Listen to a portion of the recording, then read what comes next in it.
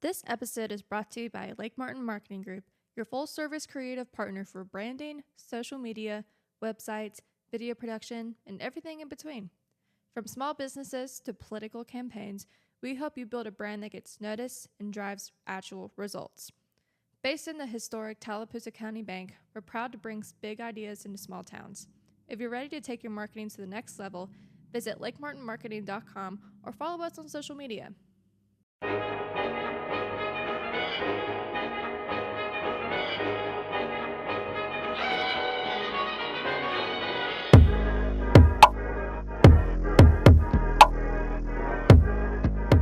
Hey everyone, welcome back to The Vault. My name is Liv, and today we have our very first guest on The Vault. This man is a family man. He is a former nurse, former business owner. He is a United States Special Forces veteran. And so, Mayor Woody Baird, welcome to The Vault. Thank you. I'm glad to be here. So, we are exactly a week out from the election. How are you feeling? Are you excited, a little nervous? Well, I don't think I ever feel 100% confident because you never know what people are thinking. But I feel that we've run a good campaign. We've run on our record, which is this right here. This is what we have accomplished in the last 5 years. I mean, I have solid facts and results of what we've done that I can show people and show them the numbers, which helped LA City. My two opponents neither have any facts or anything that they can show, even though Ms. Colvin has been in the city government for 9 years now. She hasn't been really effective. Mm-hmm. So, this is what I've done. This is my record. This is what I can show. Show me what you got. Mr. Dinsmore, all I'm seeing from him is rainbows and unicorns. Typical left-leaning ideologies saying that they're going to make everything wonderful, but they can't give us any solid facts on how they're going to do that. And they've contradicted themselves so much with what they said. Like they said we got to take care of this side of 280, not the other side of 280. Oh, but we've got to have the other people who are on the other side of 280. And then they're talking. He talked about being a site selector for Goodyear, and I wouldn't even spend the night in LA City. Oh, but because of the aesthetics. But the aesthetics don't matter. That's not what we move into towns for. He's contradicting himself. And he said that we would never get a tier one auto manufacturer. We have one, SL, which is a parts manufacturer, OEM parts manufacturer. And when we were talking about tier one plants, the one thing that I thought came to mind to me was an automobile manufacturing facility. Right. That we would never get because that's what I was talking about, because we don't have the infrastructure or the labor force. I mean, look at Hyundai, look at Honda, look at Mercedes, look at Kia. How many thousands of people work there? How many hundreds of acres those plants that we're not going to get anything like that in LA City. So the tier twos and tier threes are what we have to kind of rely on, and it's also whatever the state decides to help us gain. Commerce and ADECA are the two big agencies we have to rely on to help get industry. My company has been working with you for the past several months, and the goal is simple: to get you back in office. Yeah. And I, as someone not originally from the area and hadn't educated myself on much in the area, I mean, this board speaks for itself. You've gotten Alex City out of the red and into the black. You have brought so many franchises and businesses to the area, such as Publix and Aldi and Chick-fil-A and the Wharf, and Alex City is growing. And it's crazy to see how a town or a city looked 5 years ago to now. The growth is impeccable. Well, absolutely. I mean, one of my opponents said the last thing he said in a debate the other night was, you have to look and see are you better off now than you were 5 years ago? Absolutely, we are. Every city. We've had like this Chamber of Commerce gave me these numbers: 22 ribbon cuttings. Actually, we've had 4 more since then in the last 8 weeks, in the last 2 months. I mean, holy crap, that's growth. Yeah. And then I actually went in and investigated on new business license for the Alex City, for in Alex City. And we were averaging 100 new business licenses a year for the last 5 years. So that's over 500 new business licenses that were purchased from the city for businesses. And I mean, that's growth. We've moved the budget from 55 million, where it was stuck for decades, and we moved it in 3 years to a $72 million budget. And I only see it growing from here. Also, the "were you better off 5 years ago" is a Biden quote. Oh, yeah, it is. I picked that up during the debate, and I was like, oh my God, Yeah. that was from Biden. Well, it's kind of funny that the other side likes to claim that they're conservative, but everything they're doing lends the visual to them being liberals. And the one thing that people have to understand, have you ever seen a city that was run by a liberal Democrat that has prospered? I mean, there's too many instances of cities out there that have failed completely because they're being run by liberal Democrats. And we don't need that in LA City. We have, I've been told here recently by some visitors that they feel that LA City is the next huge explosion of prosperity in the Southeast. Is it because of the lake and Wicker Point and all that Russell Lands is doing, that this is fixing to be the next big explosion? Yeah, and I will say, as someone who lived in Auburn, a lot of people from Auburn and Opelika are coming this way. Right. Because I will say Auburn is getting a little overcrowded, and there's not that much affordable housing in Auburn anymore. Right. And so the growth is coming to the area. Right. And not even Alex City, the whole entire lakeside. Right. And so it's just crazy to see like the type of growth like from all over. Well, our part of our vision for the future is to address that growth and try to do it in an organized way so that we don't end up with mismatched, hodgepodge infrastructure, and then you're trying to fix it later. We're trying to do it right the first time now, and that's this side of the lake. You know, we kind of, from LA City, from the River Bridge to the Kalijah Bridge, is kind of our area of responsibility. So that's the area we're trying to focus on for the growth. And we're trying to make sure that the infrastructure is there for that growth into the future so that, like I said, we don't have to go back and redo. And we're already there when the development comes. We don't have to react to development. We've already acted in the past and be prepared for that growth.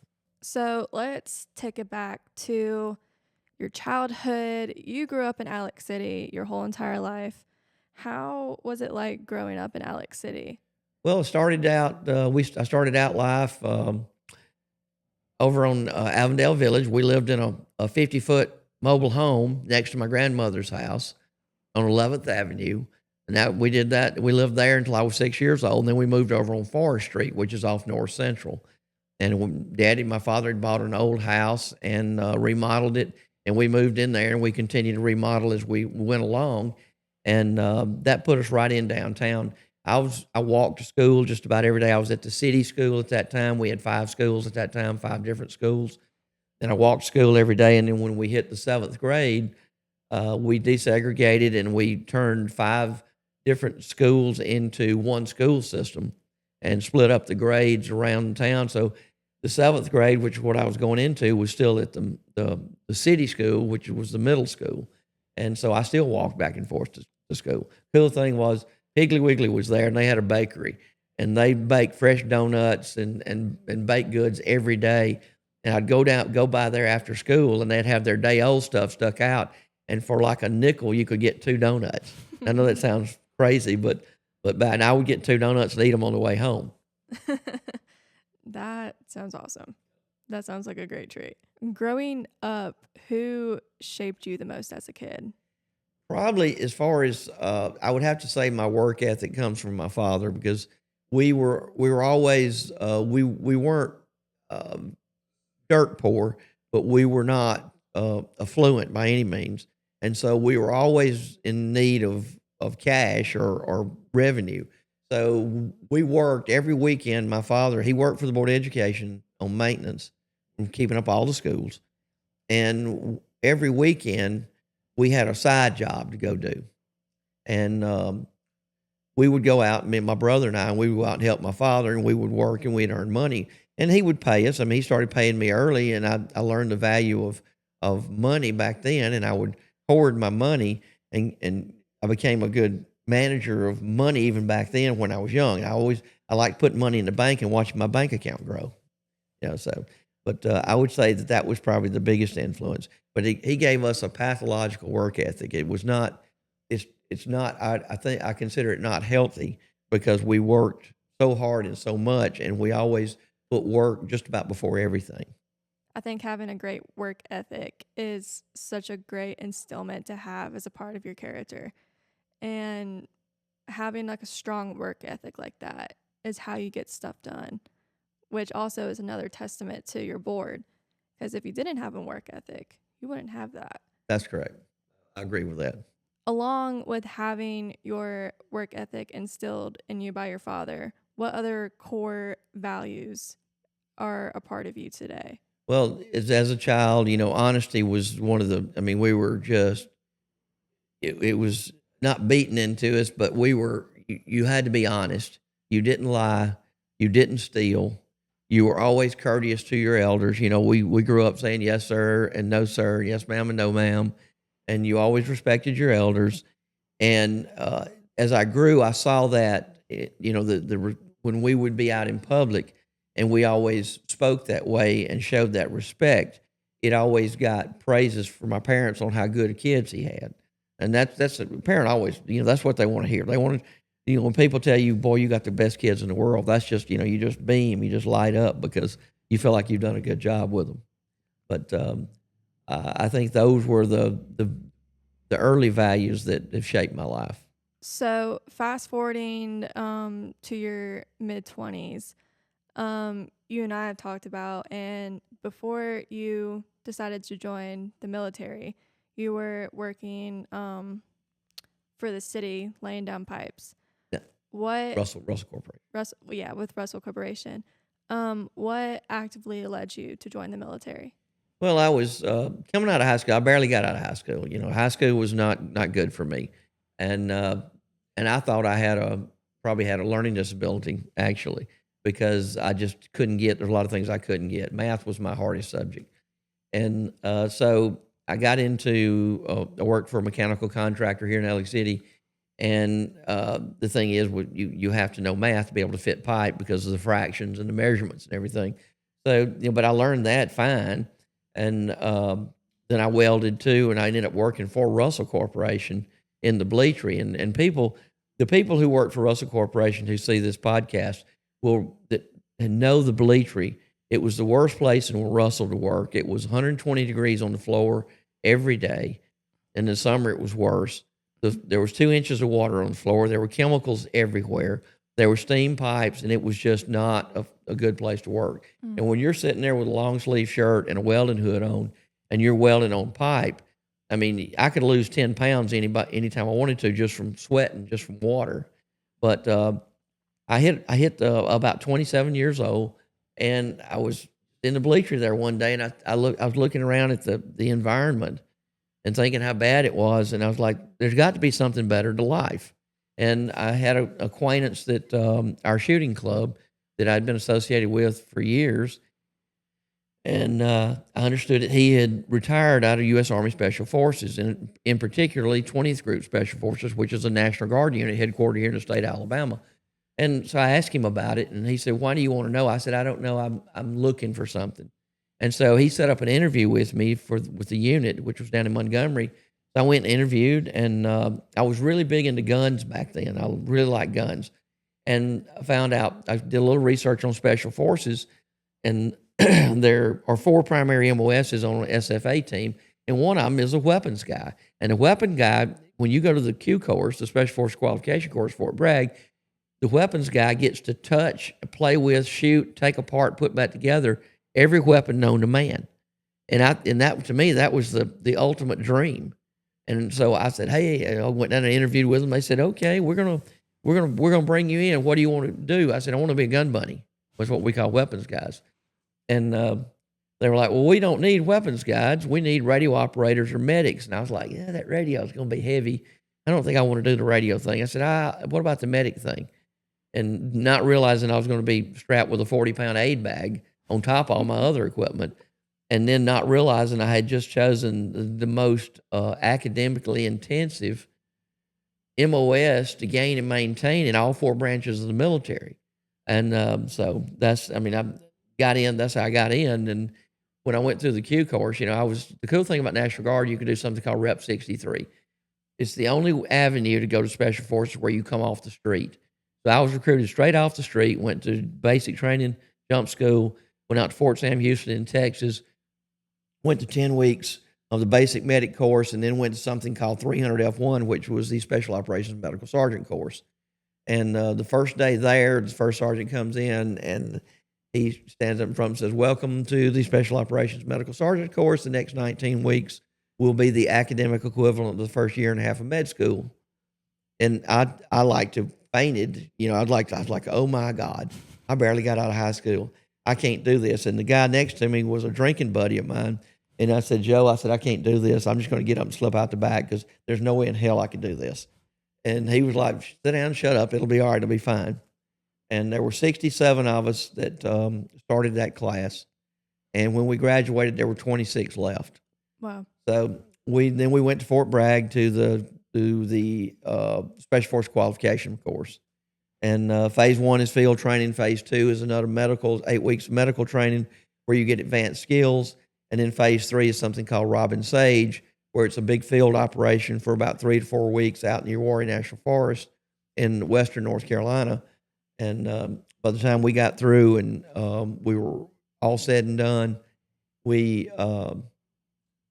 got to graduation, and out of the original 67 medics, there were 7 of us left. Wow. And I realized at that point that I could do anything I set my mind to.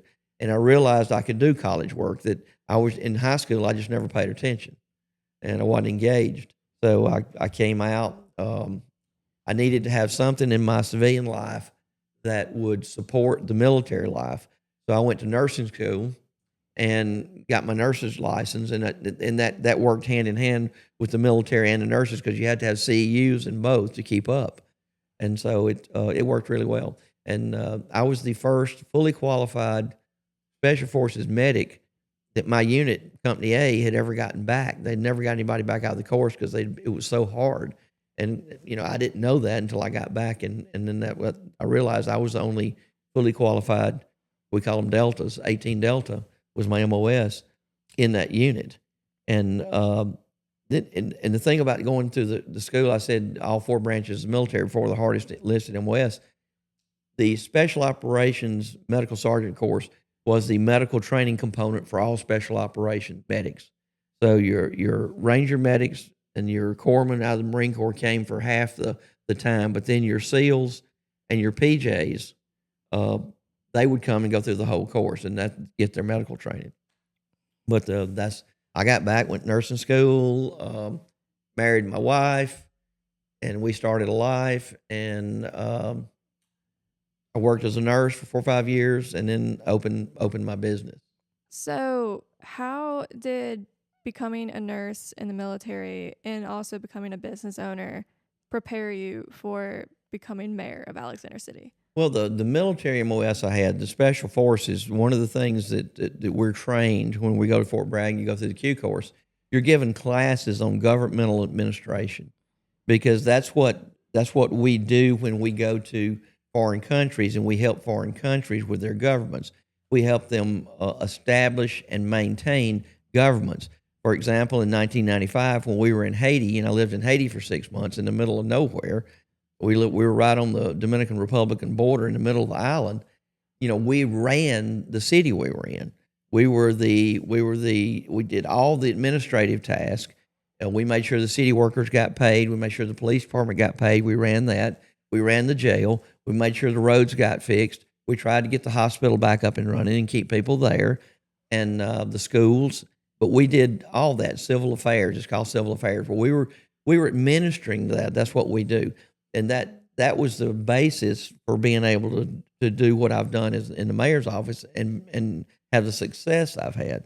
Nursing gives you people skills, and you learn the compassion that you need to negotiate difficult situations with people, with grief, death, and dying, and just whatever sickness, and you learn that, and it kind of gives you a tempered uh, personality so that you can be effective by treating those people or helping those people, and you don't get wound up in all the emotion. So your prior business that you ran for over 20 years, Sure Shot of Alexander City, you started back in the late 90s, sold recently in 2022, I believe. Right. What were some of the struggles running a multi-million dollar business as your business were?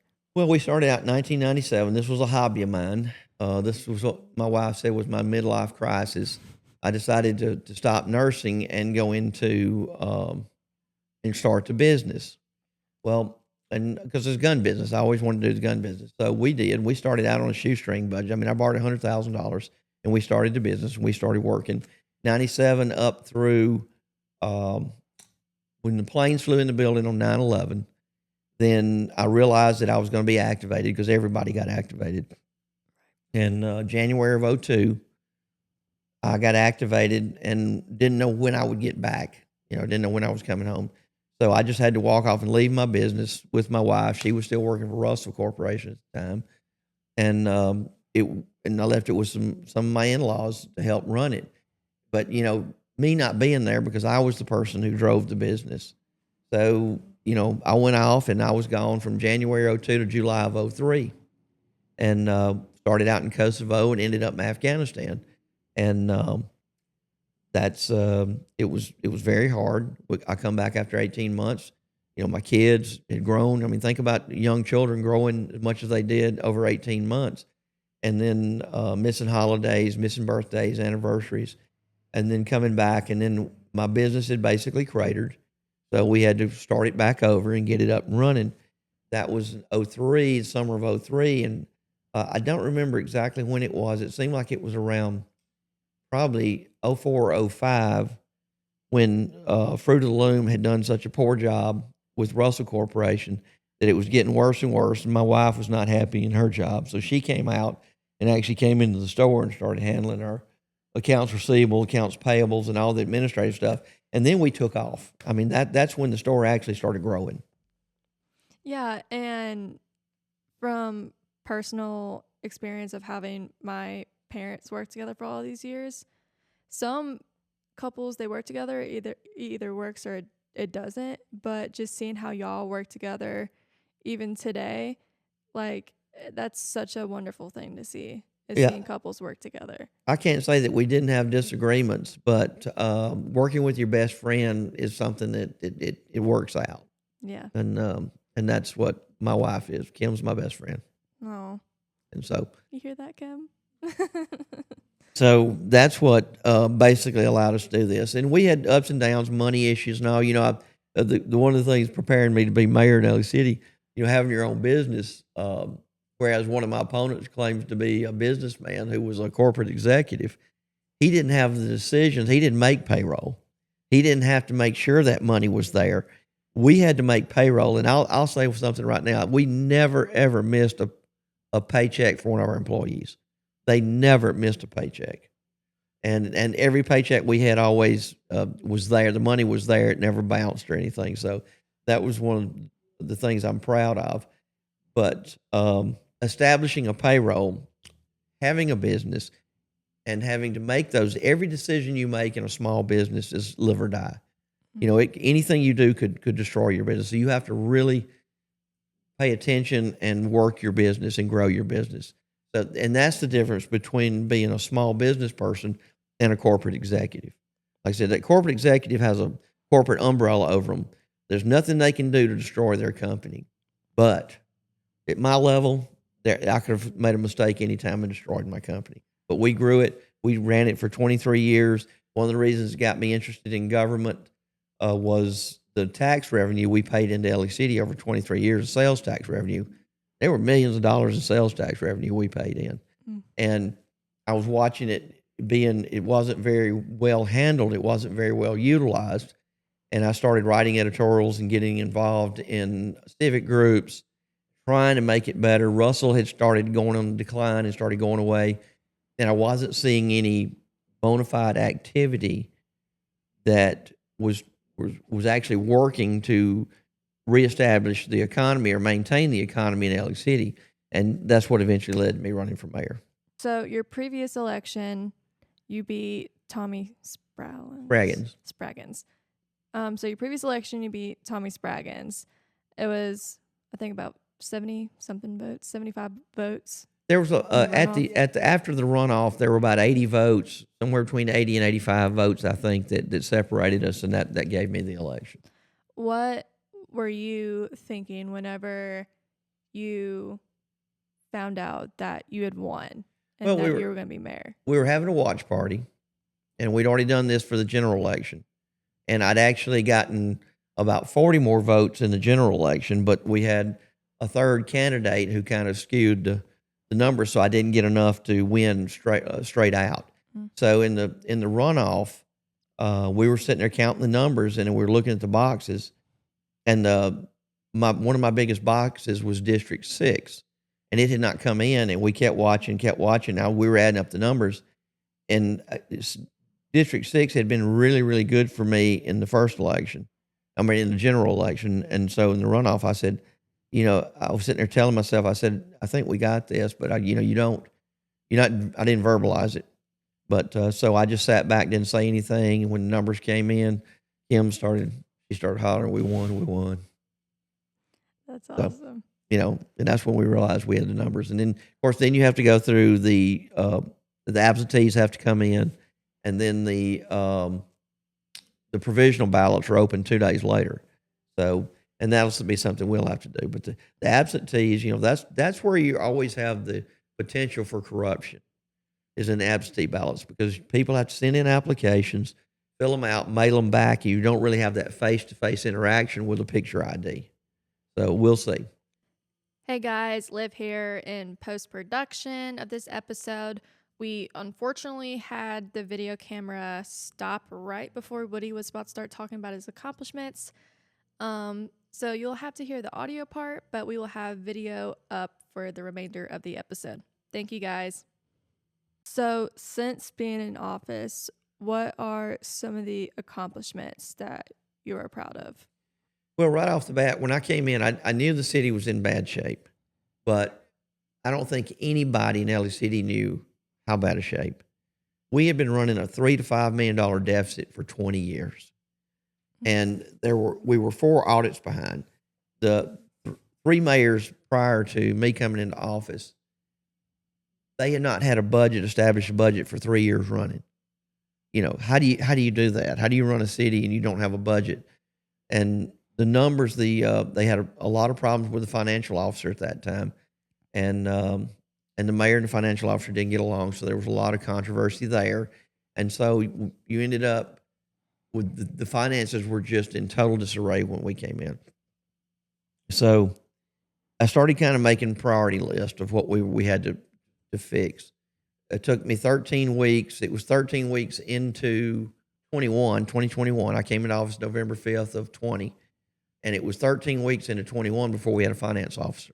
Wow. And that's, matter of fact, I think she had been there a week or two when we moved into the new building.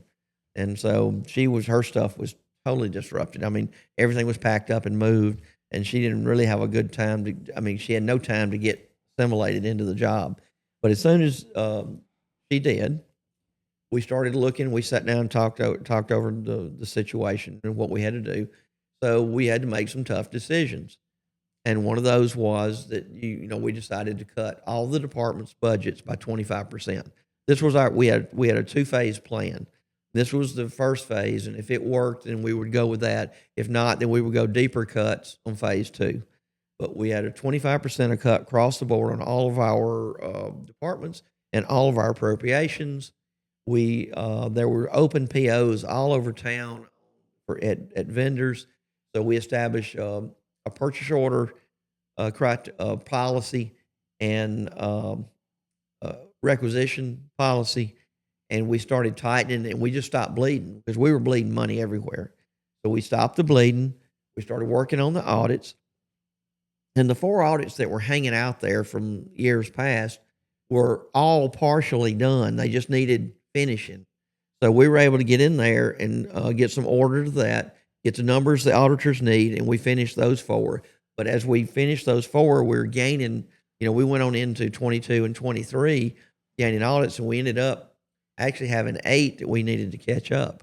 So right now we've caught up 6, and we still lack 2023 and 2024, which we hope, pretty sure we'll have them caught up by December of this year. So anyway, we started on that, and we stopped the bleeding, and we just and the problem with the deficit, how the deficit came about, was we have 2 funds. We have enterprise funds, which are utilities, and we have the general fund, which is first responders and public works.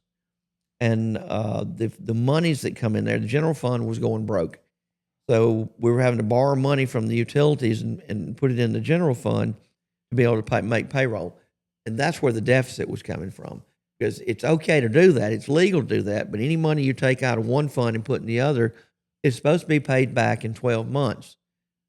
The problem with the deficit for 20 or 25 years that they were having was it was never paid back. So at the end of the year, when you actually got the audit done, they had to write it off as debt, as bad debt, and it showed up, as a deficit. But that's how that happened. A lot of people didn't understand that. And I'm going to refer to a comment I saw online about our sewer. And they were talking about, sewer has always been a cash cow for the city. Sewer has never been a cash cow for the city. Sewer has never paid for itself in this city.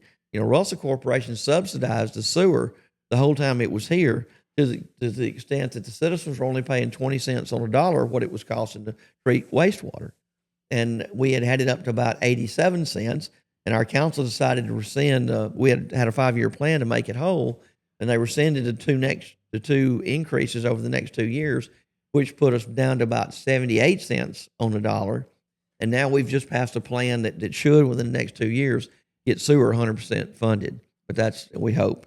But the utilities usually take care of themselves. Our gas, our electric, and our water are solid. The sewer was the only thing that wasn't paying for itself. And the one thing, I'm going to go ahead and say this and get it out of the way. People are fixating on our sewer cost. They're not looking at our water cost. People keep saying, we went up on water. We haven't gone up on water in 30 years. We have the lowest water rate in the state of Alabama, $2.89 per 1,000 gallons. Now, if you take that water rate and you take that sewer rate and you put them together, water and sewer, and compare them with other communities around the state, that's gonna the average for what you pay for water and sewer is gonna be less than most people around the state of Alabama. So quit fixating on the sewer price and look at that good water price we got and kind of let them equalize, and then you'll see that you are in a lot better shape than you think you are. To get financially stable, we rolled into 22, fiscal year 22. We were looking at the cuts, and first thing that happened in the second quarter of 22, which was in January, we had to borrow money from the utilities to put it in the general fund, like $3.5 million. And I was like, dang, nothing's worked. So we're going to have to put in these austere cuts. And the next set of cuts we had planned were, we're going to sell off 25% of the fleet. We're going to reduce the workforce by 25%, and just do another drastic cut across the board. And I'm sitting here going, we're going to have to do this, and this hard decisions. You're sitting here, and it all falls to me to make those decisions. And that's what a lot of people don't understand. So we were trying to figure out what we needed to do. How do we do this? And during that time, we started rolling through the second quarter, and we got up to the third quarter. When we hit the third quarter of 22, we were actually able to pay that $3.5 million we took out of the utility fund and pay it back. So now we're even. And I'm like, and I went to my finance officer and I said, is that an anomaly, or is that a solid improvement? And she said, I don't know. So we're sitting there, we're waiting. So I'm waiting for the fourth quarter, third and fourth quarter.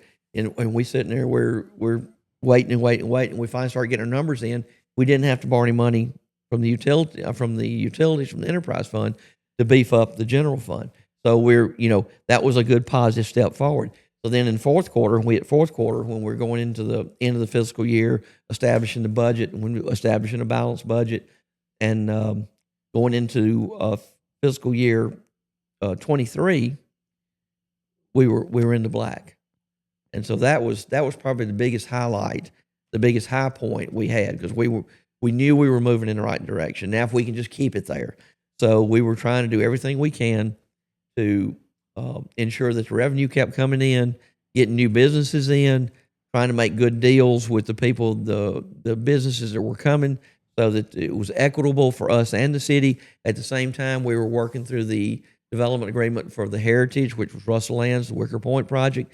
We worked through that, and again, it was equitable. That was what we were working toward. We'll be happy to help you if we see benefit also. And so we had a great relationship. We established a plan, and it has been the most awesome project that's ever been for the money that's been made down there. And LA City is reaping that benefit. So anybody that says that LA City has gone backwards or that we're not doing good, they don't know what they're talking about. Come talk to me. I'll explain it to you. I'll show you the numbers. I'll show you on paper where we've done better. Because and this is proof. This is proof of what we've done in the last 5 years, and it's only gotten better, and it'll only get better in the future. A lot of the other accomplishments are here on this board, and you can see them. But we basically, like I said, we made a deal with Russell Corporation for the Heritage. That was an equitable agreement that's brought money into the city. We've made agreements with other establishments, commercial and retail, and brought them into the city. We've been blessed and just continue to grow, and it's all about bringing revenue into the city to make the city whole. We're starting to put money back in reserve, and we rebuilt the Imagination Station. We rebuilt the 6th Street Park. We had a cyber attack in January 23, and it took us 16 weeks to bring the city back from that. I mean, can you imagine having all your computers and all your telephones hacked and everything shut down for 16 weeks? I mean, we did that. We went through COVID. We orchestrated COVID, and we actually prospered during COVID because everybody came to the lake, and had sales tax revenue went up 13%. So we've been blessed with everything that we have done, and we're going into the future. We have development stacked up.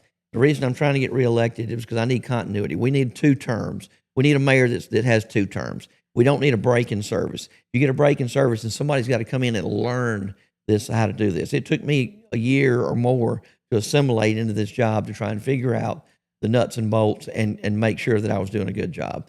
The relationships you establish with state agencies, you have to, that takes time.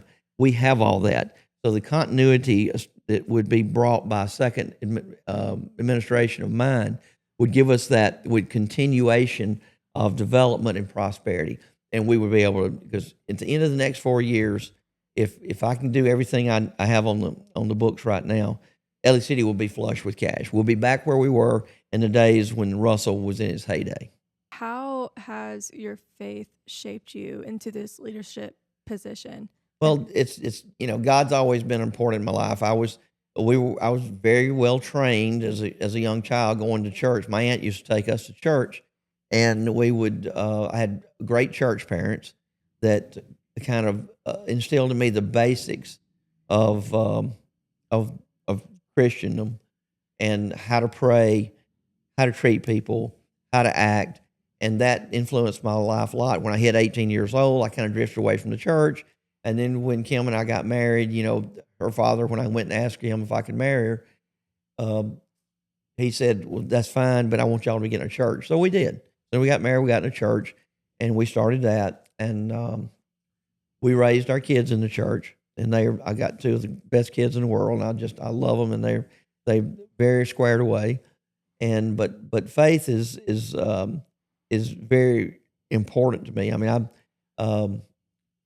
when I got activated in 02 and 03, I had been in Kosovo for 6.5 months, and we were rolling over to Afghanistan. We were told we'd be in Afghanistan for a year, and so I was kind of I was in a little bout of depression at that time, and we were going through a mobilization drill to get us spun up to go to Afghanistan, and you have to go through these stations, these round robin stations. And one of them's a chaplain. And I walked up there and sat down, and he looked at me and said, "Well, you look like you're kind of depressed." I said, "Well, I've been deployed for 6.5 months. I may be getting deployed for another year now. Go to Afghanistan. I've been away from my business. My business is cratered. My family, I'm away from my family. Yeah, I'm a little depressed."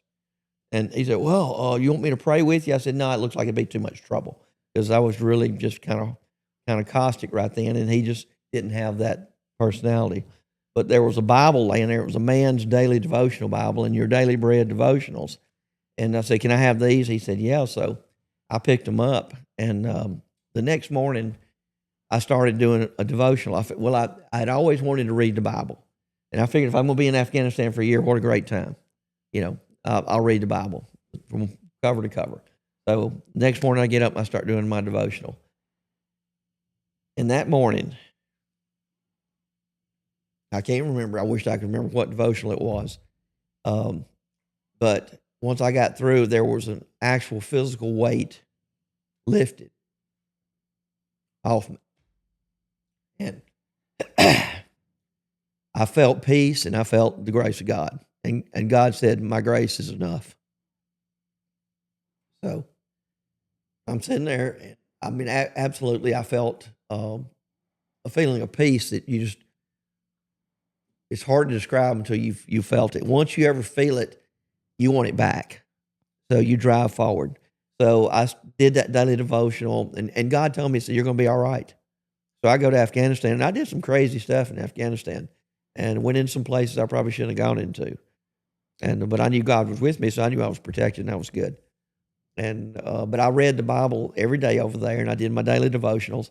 And the Bible was my handbook for dealing with the Afghans, because they're living 2,000 years behind in the Old Testament, and I'm studying the Old Testament, and it gave me it was my manual for dealing with the Afghans. So it was crazy. And I've done the daily devotional every day since then. That was in 2003. I think that was remember probably the summer of 2003 is when I started, and I haven't stopped. I've done a daily devotional every day since then. So that's a big part of my life too. I don't know if you saw the post that I made when we had my gathering. My guys came down 2 weeks ago, and we were together. And when we used to do these halo jumps, these night HAHO jumps, high altitude, high opening jumps, 25,000 feet at night with 200 pounds equipment strapped on your body. It's hard to describe to people, but when you're up there in an airplane, and I'm first guy off the tailgate because I drop fast. So your fastest guys go first, and then your lighter guys go next. That stacks you up and keeps you from opening chutes on each other. So, I'm the first guy off the tailgate. You walk up the tailgate, 25,000 foot at night. It is nothing but a black abyss. You can't see anything. So if you don't have a close personal relationship with God, it's hard to throw yourself out of that airplane. But if you know God's with you and going to watch you and protecting you, you do that. And then knowing that the guys on either side of you, you can trust them, and that you're going to be all right. And it's when the jump master waves you off that tailgate and you jump into that black abyss, it's something that's hard to describe. It is the biggest adrenaline rush that you will ever get. When you go off that tailgate, you are Superman. You are the baddest person on the face of the earth. I mean, your whole body is you just feel your muscles expand, and you're the baddest person on the face of the earth. And then you fall down to 23,000 feet and open your chute. But that was experience that very, very few people will ever experience in this life. Yeah. But that's, and I always used to pray for all of us when we were jumping. I would pray once we got on the airplane, and then once we had to get on the oxygen panel, because you have to breathe oxygen. To jump at 25,000 feet, you have to pre-breathe oxygen for 30 minutes to get the nitrogen out of your body so you don't get bent. So you don't get nitrogen narcosis while you're falling. And so as soon as we unhooked, I would say another prayer. And then we'd go. Well, the reason I ran was to make Ellick City a better place. I did not run for the money. I make $60,000 a year. Trust me. 10 hours a day, 5 days a week, that's not much when you start looking at it, especially with the headaches that goes along with the city. But I believe in this city, and I believe in its citizens, and I believed I could bring it back, and I have, as evidenced by this. This is the proof. This is solid proof of what we've accomplished in the last 5 years. And I believe that if given 4 more years, I can make LA City even better. But just want the citizens to know that I believe in them, and I believe they'll do the right thing, and I'll get reelected, and we'll move forward in the next 4 years with a new council that'll actually work with me. Could be, I mean, huge, and then that will tell the tale. Well, Woody, thank you so much for coming on the podcast and telling your story that we all know and that we all cherish and that we all appreciate. And first of all, thank you for your service. Thank you. Going to Afghanistan after 9/11, I can't imagine how tough that is. What the things that we accomplished in Afghanistan, we had a really good mission there. I did some things that I felt really confident will help to protect the citizens of the United States. And two, working with the people that I did over there, it was, I mean, really, really, it was just, I mean, I think we were very effective in what we did. Woody, thank you so much for coming on the podcast. If you are an Alex City resident, please make sure that you know where you're voting and vote on August 26th. And all the voting districts are on the map is on the city website. If you don't know, call us and we can tell you. And also keep an eye out for a mailer that will be in your mailboxes on next Monday. You'll also have the map and know where your polling stations will be.